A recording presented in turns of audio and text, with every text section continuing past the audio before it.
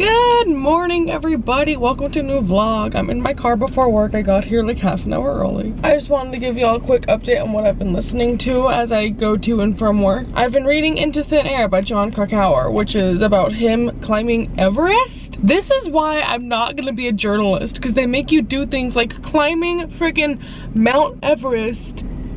I thought just because he's a journalist it would be about like other people climbing Everest and he was just researching it. No! He went there! So far so good. I keep tuning out at certain points though, and then I forget like who's who and what day it is. It's very interesting so far. I placed an online order of books that I think I'm gonna post a separate haul for because it's from a new place I've never ordered from before. But to do that I need to clear off some space on my TBR shelves, so I went through this bookshelf that you can't see.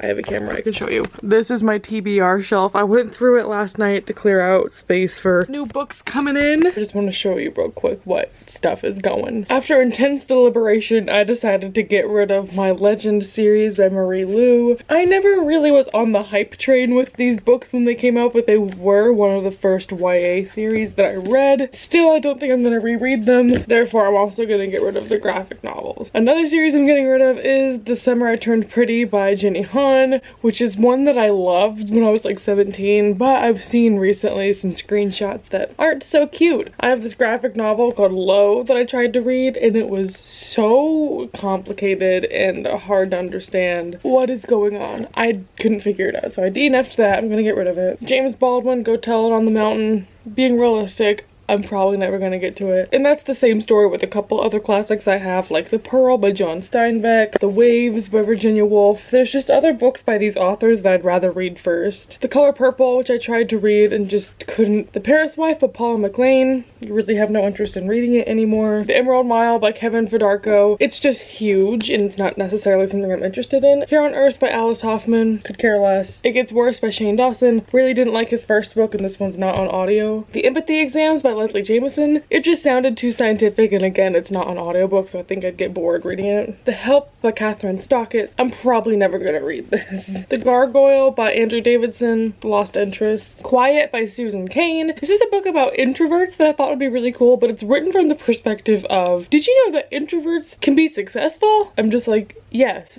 I didn't like the tone of it, and I felt like it was telling me things I already knew. Getting rid of Anne of Green Gables because the writing style is far too much for my infantile brain. I'm getting rid of the second and the third book in the Shiver series by Maggie Stiefvater because I loved the first book. Couldn't care less about these. I'm getting rid of Go Set a Watchman because I told myself I'd read this one day after I reread To Kill a Mockingbird, and I don't see that happening in the foreseeable future. So if I'm ever interested in picking that one up, I'll do it, but it's just gonna sit there and dust on my shelf. Finnegan of the Rock by Melina Marchetta. I've held on to this for so long, I don't know what it's about, and I don't think I will ever feel inspired to pick it up. This one's gonna be controversial, but Homegoing by Ya Jesse. So many people love this book, but I just have no motivation to read it. Tales from the Shadowhunter Academy. I got spoiled on this from Lady Midnight, so I feel like I don't even need to read it. It's just wasting space on my shelf. And then finally, Fury Born by Claire Legrand, which I wanted to try, but I've just heard really mixed things about, and for YA fantasy, it has to be something that's gonna blow me away for me to commit to it, and I just don't think that's gonna happen with this. That's everything. I will come later to you with a reading update. Minor outfit change, but it's a couple hours later. I'm back. I'm gonna do a mini haul. So first we went to my favorite bookstore, which is Recycled Books in Denton, Texas. I decided to treat myself to some romance books. The first I got is Freeze Frame.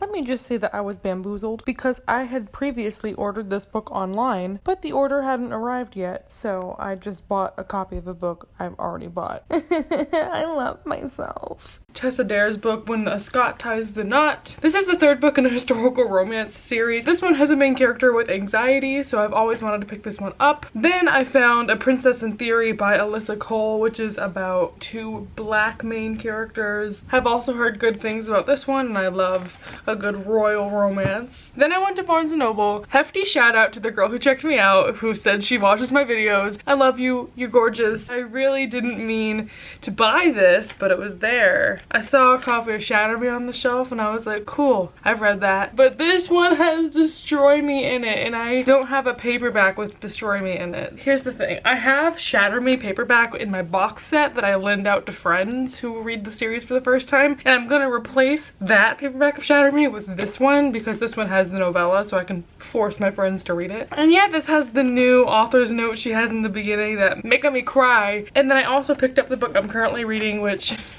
it has the most awful title, but it's actually good, I promise. Sweet Filthy Boy by Christina Lauren. It is so bad. The book is good. The title needs a facelift. This book follows a girl named Mia who's having like a party night in Las Vegas after she graduates college and meets this guy and they have a fling. I'm 180 pages into this and it's really good. Christina Lauren is one of my up and coming favorite romance authors. I'm going to be making my way through all of their books and I really like the characters in this. I keep highlighting like everything whenever I was reading it as an ebook on Scribd, which is something I need to talk about, but not sponsored. There's a website called Scribd. Their service is comparable to Audible, but it's better. You get unlimited ebooks, audiobooks, documents, sheet music, all for $9 per month. If you use my link down in the description box, you can get 2 free months. I highly recommend it. They have most of Christina Lauren's books as well as a ton of other romance books. That's kind of a genre that I hesitate picking up physically because it's just so easy to find it on ebook. Scribd has a lot of ebooks, a lot of audiobooks for nonfiction that I listen to, so go check them out. Link in description. Not sponsored, not promoting.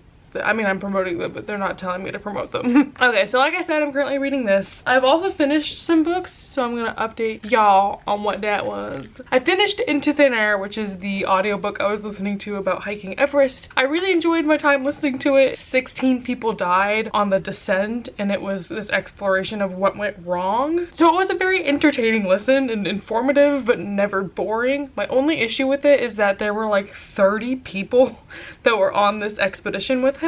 It was so hard to keep the name straight, and I think I would have enjoyed this book a lot more if John had just focused on his experiences, because trying to go through everyone's story and everyone's timeline and weave those all together just was very confusing at times because I would forget who's who. But I ended up giving it 4 stars, and I would recommend it if you're into like adventure nonfiction books. Then I read an arc of The Reckoning of Noah Shaw by Michelle Hodkin. I read The Redemption of Noah Shaw and gave it like 2 stars. The thing about this Noah Shaw series is it makes no sense. These 2 books, and especially The Reckoning of Noah Shaw, my synopsis would be spoiling the book for you because literally nothing occurs except like 3 plot points and the rest is just him like babbling to people in British lingo that makes no sense about Noah needing to regain his memories and like all this stuff about his ancestors, and it's incomprehensible garbage. Literally the only thing going for this book is that the last page has a plot twist that will lead into the next book, and it was dumb. Ugh! This is the first 1-star book I've given all year. I cannot believe that we had to wait 1 year for this book because it's like 400 pages of complete emptiness. Nothing happened. Nothing! I would hold off until the 3rd book comes out. Literally just like skim read these and get them from the library and then read the last book because I think the last book will finally have some action. Yeah, I'm gonna move on. And then I read a poetry book called The January Children by Sophia El-Hio, which is a collection about post-colonialism in Sudan. It talks a lot about her being black and feeling like she's between cultures, America and Africa, and how she tolerates seeing racism. I gave this book 4.5 stars. I think it was really powerful and it's really difficult for poetry to stand out to me, but I think that this is going to be a standout collection. This will hit really hard with Arab audiences and people who might understand what she's going through more, because a lot of it is references to like singers in Egypt and references about the Nile and the languages that she speaks. A little bit of the culture aspect was lost on me, but I still think it was valuable to observe and to listen to what her experiences are. It was very pretty and I would recommend it. I'm gonna go outside and read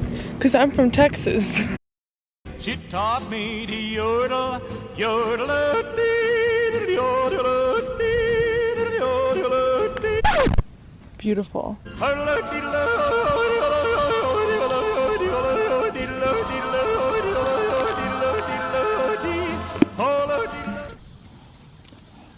Horse is like, why are you on pasture?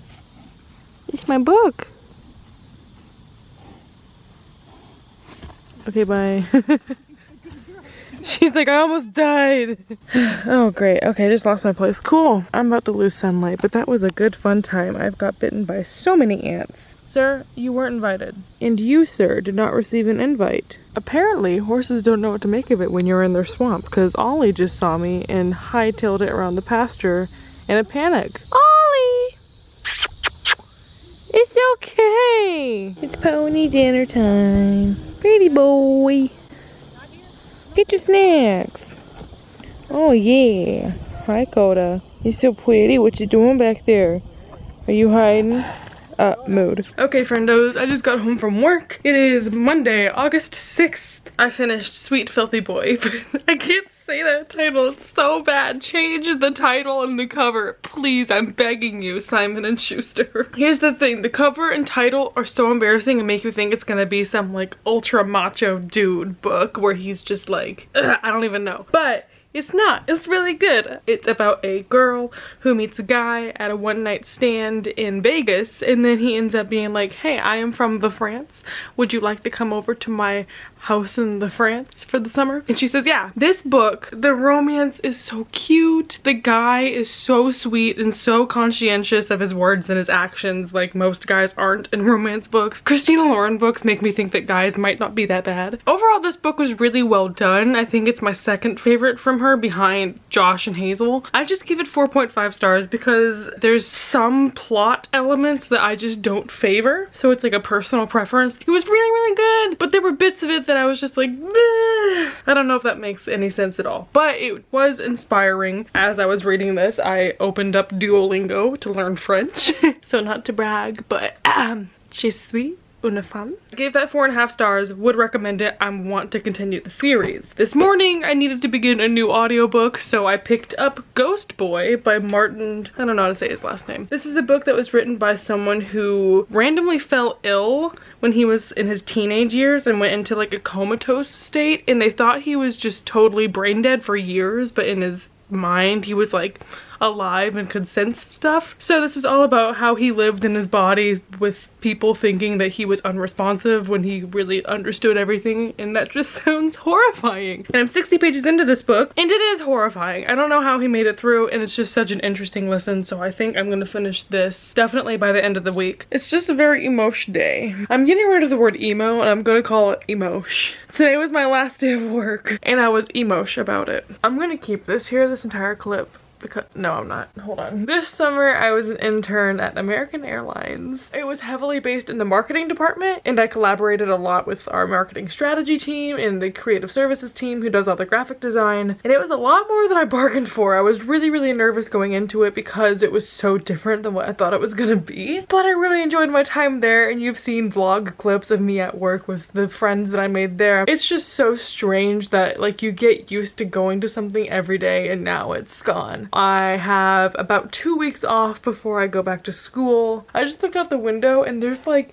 deer in my neighbor's yard. What kind of animal is that? I live on a farm, by the way, and like all the people around me have property too, and I don't. What kind of animal is that? I finished a couple books since we last talked. I told myself I'd stop doing that, but then I just kept avoiding turning on the camera because my car broke and I couldn't do car vlogs. I read 2 fem/romance books, and I finished a non-fiction book on audio since we last have spoken. First, I read The Dark Wife by a woman.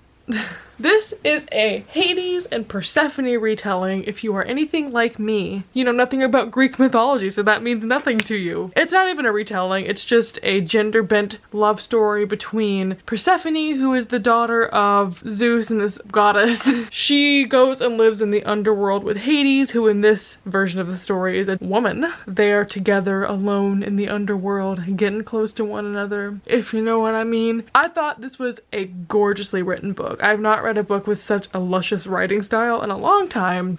Hello? Hey, do you know what animal the neighbors across the street have that looks like a deer? It's like alpaca deers looking things. It's not cows. Wait, it might be cows. They look like fat deer. They might be cows. Okay, bye. I forgot what I was talking about. It's a really short book, so I just flew through it. I love how the relationship progresses. I was especially a fan of Hades. She was so goth. I just love her characterization. Wasn't so much a fan of Persephone because she seemed very childish the way the author wrote her. Because meanwhile, Hades has been alive for like, I don't know, thousands of years. And Persephone seems like she's just like a teenager and she gets upset very easily and she's kind of irrational and naive. So it was really weird seeing the dynamic between like this ancient goddess figure versus this girl who just gets upset at the turn of a, I don't know what popular phrases are. It's the turn of a switch, you moron. And my only other complaint is that I wish this book would have been longer because I really like the relationship that develops between the two women, but it happens as an inevitability and not really as a product of conflict. My favorite thing in books is when characters have to problem solve together and that brings them closer, and I feel like this book could have used that, but it just didn't. It was just them like sitting around and looking at each other and being like, she's hot, gotta smash that. Which is valid, but I wish there would have been more of a plot to this book that wasn't just like, we're sitting around, it's pretty dark down here, and I wish the author could have taken more risks there. Gave this book 4 stars. It was gorgeous and I recommend it just for the love story and for the characters. My camera's about to die. I'll come back to you soon. This Mau Mau is very judgmental. Mau Mau! Love me! Spencer's like, I'll come see you. Once again, I'm in this unfamiliar, cavernously echoey location. I am dog sitting once again for Caitlin. I cut off this vlog because I was running out of battery. The next book I finished was Tale of a Dragon Princess. Können Sie nicht? Tales of a Dragon Princess by Lizzie Colt, which came onto the LGBT category on NetGalley. I assumed with the word dragon and princess, it was gonna be about a femme-slash relationship with dragons and princesses, and I was not let down. This book is about a young princess who was cursed as a baby that every day after her 16th birthday, she would turn into a dragon at night. She decides to go to the person who put the spell on her and go have it undone, and her guide on the way is a young female warrior from a neighboring kingdom, and it's all about their journey. It was a very short book, but it was really fun. It needs a lot of editing still. There were actually grammar errors on page 1, and the writing was often kind of stunted and the dialogue felt very scripted. So hopefully there will be more editing that goes into this before it becomes published. But for a story about 2 princesses going on a journey, magical spells, transforming into dragons, I thought it was really fun and cute. There's own voices bisexual representation as well as own voices disabled representation because one of the girls has a physical disability. So I gave that 3 stars. I think it could be bumped up to a higher rating if it just had more editing. And then I finished the audiobook I was listening to called Ghost Boy by Martin Pistorius. It's his entire journey going from someone that everyone disregarded and thought would never be able to get better to realizing he still had a voice, he just couldn't use it physically. So it's all about him learning how to communicate, really just raising the bar for himself because he had spent so long thinking his life would never amount to anything and he would just have to suffer his whole life with other people deciding things for him. It's all about him breaking free from that and getting his independence. It was magnificent. It was such an awesome audiobook read. I just loved Martin's transformation and the way that he described his life before and after. I think it was really easy to follow and a really interesting story. It made me more aware of what it's like to be a nonverbal person and how we should communicate with nonverbal people. I just thought it was an awesome book. Not one of my new favorites of all time, but definitely one that I would recommend. Are you in the shot? Oh, you were for a second there. Yay! So the book I'm currently reading is The Secret History by Donna Tartt. I'm only like 10 pages into this, but I love it so much. It's about this group of college students who end up murdering one of their friends because they are in this group mentality. I don't know how we get from point A to point B. We go from students studying Greek to murder. Just the simple things in life. It's gorgeous, but it's gonna take me a hot second to read just because it's a lot more long-winded than I'm used to. So because I think that's gonna take me a couple days to finish, I'm gonna go ahead and cut off this vlog here. Thank you everyone so much for watching. I hope you enjoyed, and if you have any book recommendations for me, if you read a good romance book this summer, please let me know. What, Miss Spencer? What are you doing? I've gotten the touch. Now I'm strong.